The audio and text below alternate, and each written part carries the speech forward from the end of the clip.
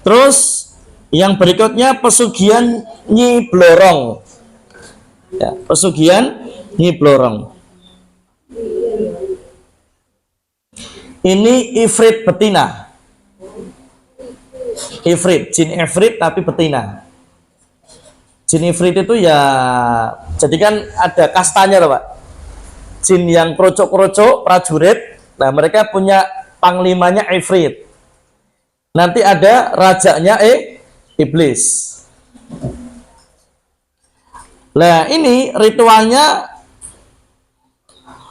dia atau si pelaku ritual ini harus berhubungan intim, harus berhubungan badan dengan Nyi Blorong ini.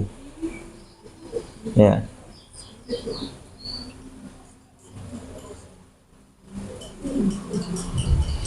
Begitu nanti berhubungan badan, selesai berhubungan badan, nanti Nyi Blorong ini akan berubah menjadi ular yang besar, terus akan menggoyang-goyangkan ekor ularnya, kemudian akan jatuh sisiknya. Lah sisiknya itu nanti akan berubah menjadi kepingan emas. Ya, sisik dari ekornya itu nanti digoyang-goyang kan jatuh itu ya, gogrok. Nah itu nanti akan jadi kepingan emas. Betul, memang ada. Betul ini Bu. Betul ya.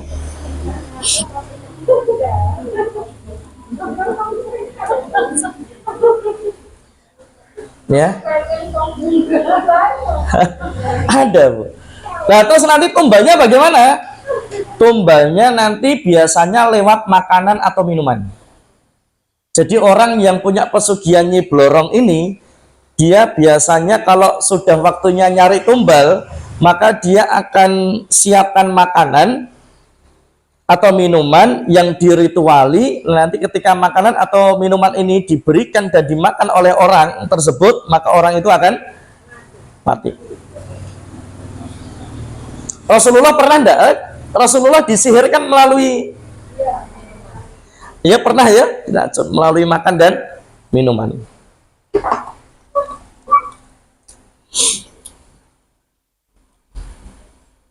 Nanti perjanjian ini, atau bahasanya Pak, yang menjadi tumbal terakhir ya pelaku ritualnya itu Pak. Yang menjadi tumbal terakhir pelaku ritualnya tersebut. Dan setelah nanti pelaku ritualnya ini meninggal, maka harta yang sudah banyak tadi akan jadi ludes. Jadi anak cucunya nggak bisa ikut ngerasain kekayaannya, nggak bisa ikut nikmatin. Sebab nanti begitu pelakunya meninggal, maka nanti hartanya akan ludes, bangkrut. Anak cucunya nggak bisa ikut nikmati. Yang berikutnya yang keempat ya, ritual babi ngepet. Ya, ritual babi ngepet. Ini panjenengan sudah tahu lah ya.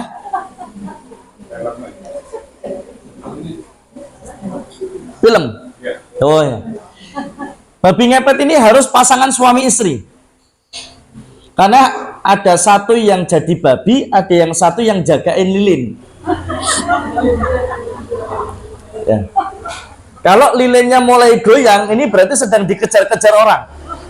Kalau lilinnya goyangnya banget, berarti dia dalam keadaan terancam, berarti wis dikepung itu. Nanti harus segera ditiup lilinnya, bukan ulang tahun ya. Harus ditiup lilinnya, begitu nanti tiupnya dililit, nanti babi ngepetnya akan hilang, celing, udah hilang. Orang-orang nggak bisa lihat lagi. Repotnya kalau yang jaga lilin ngantuan, ya loh. Begitu lilinnya apinya goyang, dia ketiduran Pak. Sudah mati, udah mati itu. Ya karena sudah dikepung sama warga, tinggal dimasak aja, ya. Biasanya kan gitu ya. Cuman untuk melakukan, untuk pesugihan babi ngepet ini dia harus puasa ngerawat 40 hari. Puasa ngerawat 40 hari. Apa itu puasa ngerawat? Ya. Harus makan apa? Ngerawat itu apa? Umbi-umbian. Ya, umbi-umbian. Terus koyok pakanannya babi itu loh Pak. Ah, gitu lah ya. Ya, jadi latihan dulu jadi babi. Sebelum jadi babi betulan itu latihan dulu jadi babi ya. Itu loh. Supaya bisa berperannya maksimal gitu loh ya, menjiwai berperan sebagai babi. Kemudian ritual puasa pati geni selama 24 jam. Selama 24 jam tidak makan, tidak minum, tidak tidur, dan tidak boleh kena cahaya sedikit pun. Selama 1 hari, 24 jam. Ini namanya puasa pati geni. Dimulai dari jam 12 malam.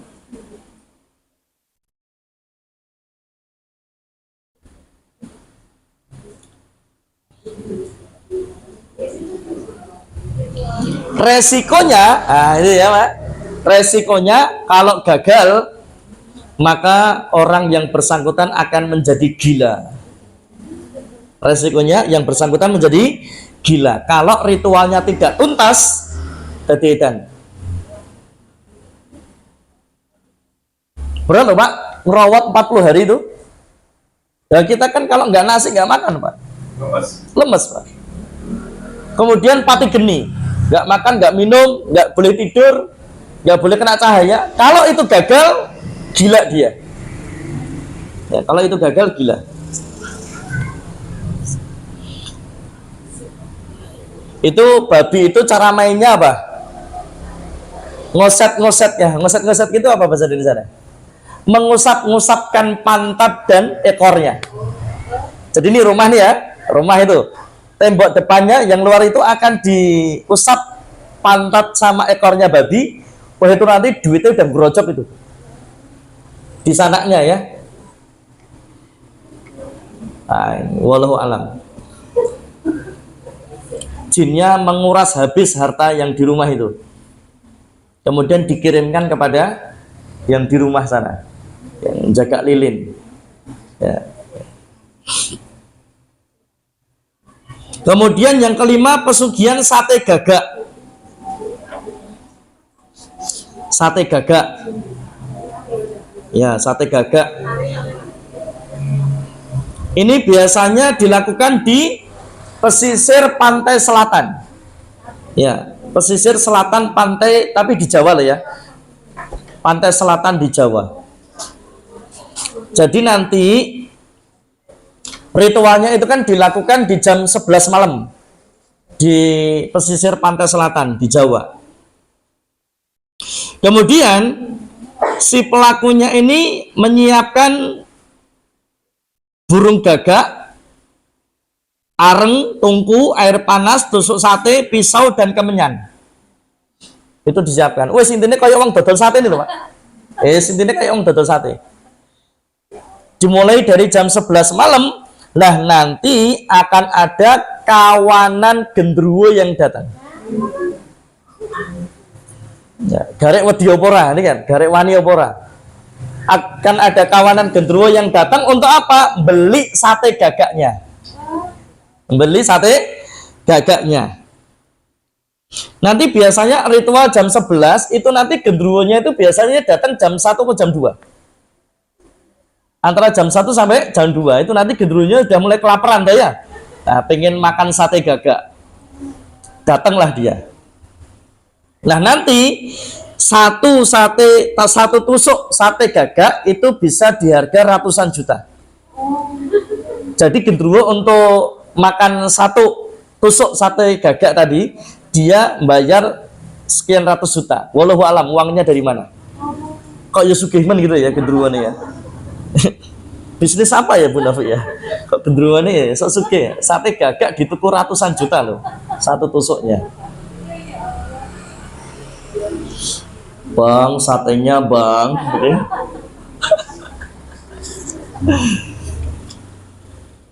Kemudian yang keenam, kafan pelaris penyedap rasa. Kafan pelaris penyedap rasa. Ini yang biasa dipakai di warung-warung yang dia pakai pocong. Nanti, jangan gitu toh ya, jangan sebut merek, bahaya nih ya. Nah, itu kan ya. Jadi nanti makanannya itu akan diecesi sama pocongnya itu, sehingga rasanya lezat. Nanti akan beda rasa ketika dibawa pulang. Ya. Jadi nanti ritualnya ini orang dia harus ngambil kain kafan dari orang yang meninggalnya itu Jumat Legi.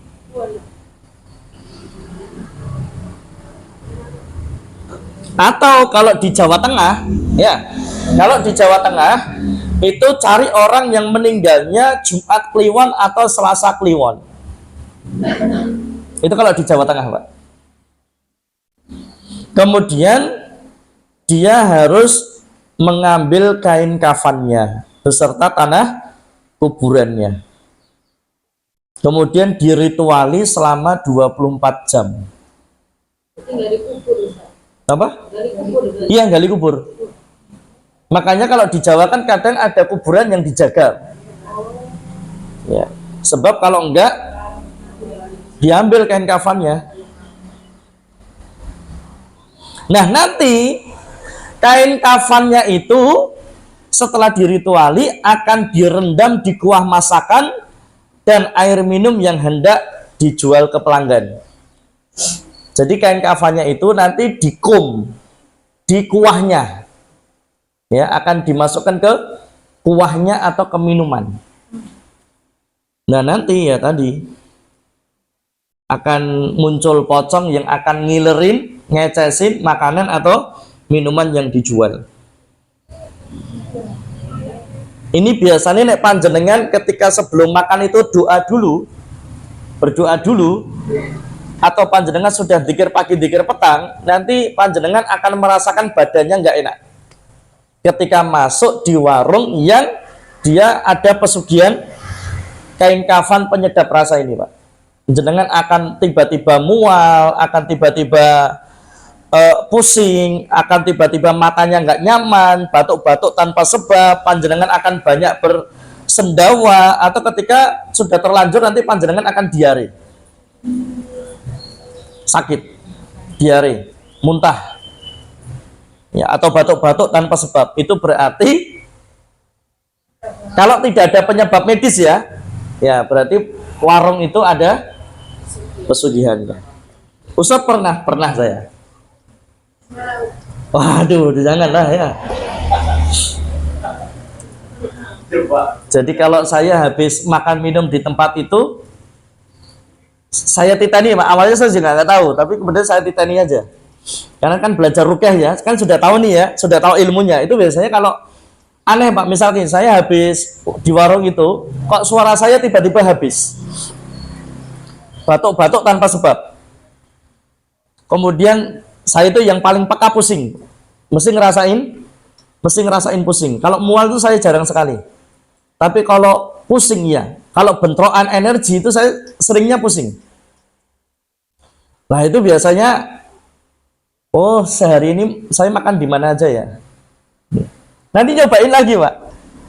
Nah, kalau itu yang terjadi sama, ini berarti terindikasi. Ya Allah ya, makan ilernya pocong, Pak. Ya Allah. Enak juga ya. Ya Allah ya. Makanya kalau sebelum makan doa dulu. Cuman saya biasanya kalau ngetes gitu, Pak, ya tak? Kalau ngetes itu ya biasa masuk aja, biasa ngetes aja.